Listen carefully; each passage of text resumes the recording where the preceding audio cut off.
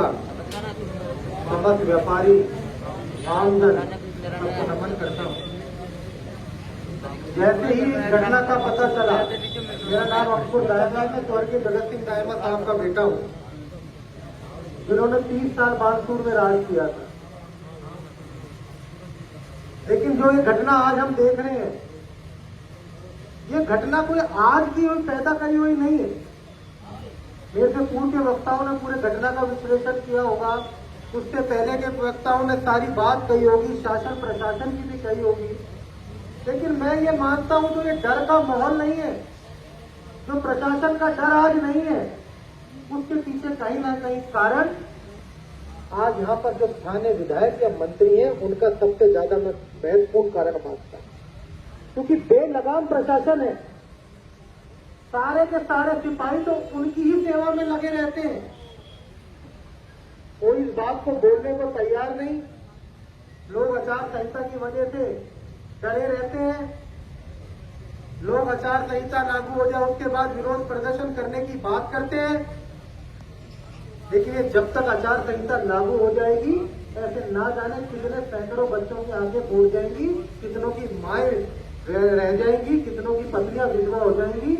ऐसे निकम्मे प्रशासन को, ऐसी निकम्मी सरकार को और ऐसी निकम्मे नेताओं को सबसे पहले तो विधानसभा क्षेत्र से बाहर निकालने का काम करो। मेरे पिता भी दबंग आदमी कहे जाते थे, गुंडे नहीं कहा जाते थे। वो ये कहते थे कि गुंडे की कोई जात नहीं होती, वो किसी भी जाति में हो सकता है, इसलिए गुंडे की कोई जात नहीं है। अगर कोई गुंडा है, कोई बदमाशी करता है, तो उसको सबसे पहले तो जूते मारने का काम करो। ये प्रशासन तो बाद में आएगा, पहले सबक हम सिखाएंगे उनको। क्योंकि मुझे तो लगता नहीं कोई प्रशासन हमारे लिए यहाँ पे बैठा है, कोई हमें तो लगता नहीं कोई प्रशासन हम लोगों की सेवा के लिए यहाँ बैठा है। यहाँ पे तो जैसे ही मंत्री महोदय आते हैं तो सारा थाना उनके साथ लग जाता है। अब चाहे आम आदमी की थैली में से सब्जी उठा लो, चाहे किसी की जेब काट लो और किसी के चक्कू मारने का काम करो, तो चक्कू मारने का भी काम करो। मैं कहता हूँ बानसूर को, नारायणपुर को बानसूर ना बनने दे, ये बात नहीं कहनी चाहिए। बात तो ये कहनी चाहिए, चाहे बानसूर हो, चाहे नारायणपुर हो, चाहे राजस्थान हो, कहीं पर भी अगर जघन्य घटना होती है, उसके लिए पूर्ण रूप से जिम्मेदार वहाँ का प्रशासन, वहाँ का शासन होता है।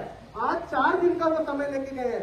मैं आपको सही बता रहा हूँ, 4 दिन के समय के अंदर भी वो कुछ करेंगे नहीं, एक कॉरिडोर से अपना काम निकाल देंगे।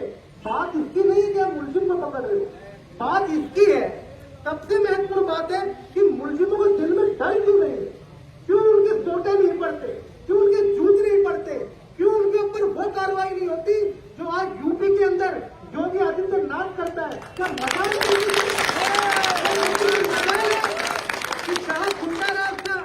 आज इधर हम लोग कोई भी बात करते हैं कि साहब गोली चल गई तो फलाने ने चला दी, गोली चल दी तो उनका राज है, इसमें चल गई। अरे मैं कह रहा हूँ दोबारा कि गुंडे की कोई जाति नहीं होती है। हम सब आपके साथ हैं, नौजवान साथ हैं, बुजुर्ग नेता भी आपके साथ है। सब ऐसी घटना में कोई राजनीति नहीं है। जो भी यहाँ पे आ रहा है उस व्यक्ति को दर्द है। हम भी गाड़ियों से अकेले जाते हैं, ऐसा नहीं है कि हमको लाभ लश्करों से जाते हैं। हमें भी कई बार घबराहट होती है कि 4-4 गाड़ियां, कई बार हम लोगों को भी लोग हाथ नहीं दे के रोकते। अरे इतना डर क्यों, इतना डर का माहौल किस लिए? ऐसे शासन प्रशासन को मेरा ये मानना है, देखिए हम सब एक सभ्य समाज में रहते हैं और सभ्य समाज की रचना तभी हो सकती है जहाँ जब यहाँ पर सभ्यता का भाव हो, जब यहाँ लोग आदमी आदमी से प्यार करे। हर जाति विशेष में बटने की किसी को आवश्यकता नहीं है। आदमी आदमी से प्यार करे, व्यापारी व्यापारी से प्यार करे, आमजन आमजन से प्यार करे। राजनीतिक चुनाव वगैरह ये सब होते हैं, लेकिन आज मैंने देखा है, मैं नौजवान भाइयों को भी कहता हूँ, मेरी उम्र के हो, मैं इसके अंदर अधिवक्ता हूँ, राजस्थान हाई कोर्ट के अंदर 15 साल से प्रैक्टिस कर रहा हूँ। दुनिया भर के सैकड़ों मुकदमे देखे, ये पपला जैसे कांड के मुकदमे भी मैंने लड़े हैं। उन बच्चों के पास 2-2 हजार रुपए नहीं है, उन माँ बाप के पास, कि वो वहां पे जाके कोई कोर्ट का खर्चा पानी भी वकील को दे सके। मुफ्त में उन लोगों की लड़ाई लड़ रहे और किसी ने गोली नहीं चलाई, केवल भाई साहब के चक्कर में बिना बात के परेशान हो रहे हैं। अरे डॉनगिरी या वोटगिरी इनको छोड़ो भाइयों, तुम मेरे साथ के हो, मैं तुमको भी समझाना चाहता हूँ। अपने माँ के बच्चे हो, ये बदमाशी, ये गुंडागर्दी, इसमें कुछ नहीं रखा। ये 2-2 साल की, 2.5 साल की है और जिंदगी भर पूरे परिवार को परेशान होना पड़ता है, इन पूरे माँ बाप को परेशान होना पड़ता है कोर्ट कचहरियों के चक्कर काटने के लिए। इसलिए मेरे नौजवान भाइयों से भी, अरे संयमता रखो, अरे मुक्का छुक्का मार दो, इतना ही बहुत है। आज की डेट में तो तुरंत ही आदमी गोली मार देता है, कितनी गलत बात है। शासन है, प्रशासन है, कोई व्यवस्था है, कोई बात है। अपने संयम को, अपनी युवा शक्ति को अपने अंदर एकाग्र होकर चलो, एकाग्र करो अपने अंदर और उसको देश को आगे बढ़ाने के लिए काम करो, ना कि एक दूसरे का गला काटने का काम करो। और इसका मैं काम चाहता हूँ कि सभी परिवार इस चीज को आगे लेके चले। जो नौजवान भटक गए वो भी हमारे ही हैं, जो नौजवान इधर उधर चले गए वो भी हमारे, उनको समाज की मुख्य धारा में लाके काम करो ताकि समाज उनको अपनाए, पूरी तरीके से भय मुक्त, पूरी तरीके से भय मुक्त हो। और मैं आज इस मंच के माध्यम से भी कहता हूँ कि मैडम शकुंतला रावत जी को यहाँ आना चाहिए था, नहीं आती तो अपनी स्टेटमेंट भिजवानी चाहिए थी। ऐसा नहीं होता कि आप चुनाव के समय में केवल टिकटों के बल पे आके जीत जाओगे। ऐसी कई टिकटों के मेरे पिता ने वापस लेके भेजा है। ऐसी टिकटों विकटों से कोई नहीं लेना देना नहीं है कि आप कांग्रेस के एमएलए हो, टिकट लाए हो, वोट अब हमारी जेब में हो जाएगी। आपको इस बात को मानना पड़ेगा। 10 साल से इधर इतना बुरा हाल है, इतना बुरा हाल है कि तहसील कचहरी कहीं नामांतरण खुलवाने के लिए भी लोगों को परेशान होना पड़ रहा है। ये समय पूर्ण रूप से राजनीति का तो नहीं, जिस भाई के भी चोट लगी है वो हमारा भाई है और जिसने भी ये घटना करी है, जिसने भी ये घटना करी है वो समाज कंटक व्यक्ति है। और ऐसे समाज कंटक व्यक्ति को, वो चाहे जाति का हो, किसी इसका हो, उसको बाहर निकालने का काम करो। और किसी भाई को अगर पता है कि किसने कार्य किया है तो उसको गिरफ्तार करवाने का काम करो।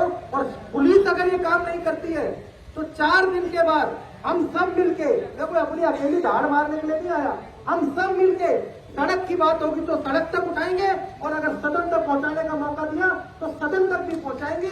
परंतु आप लोगों को भी आश्वस्त करना पड़ेगा। सभ्य समाज की रचना तभी हो पाएगी जब हम सभ्यता से रह पाएंगे। मैं पुनः आप लोगों से, नौजवानों से निवेदन करता हूं, अपने गुस्से पर, अपनी शक्ति पर, अपने उसके ताकत पर थोड़े दिन संयम रखो। ये पल भर का, क्षण भर का गुस्सा होता है जिसको झेलना सदियों तक पड़ता है पूरे परिवार को।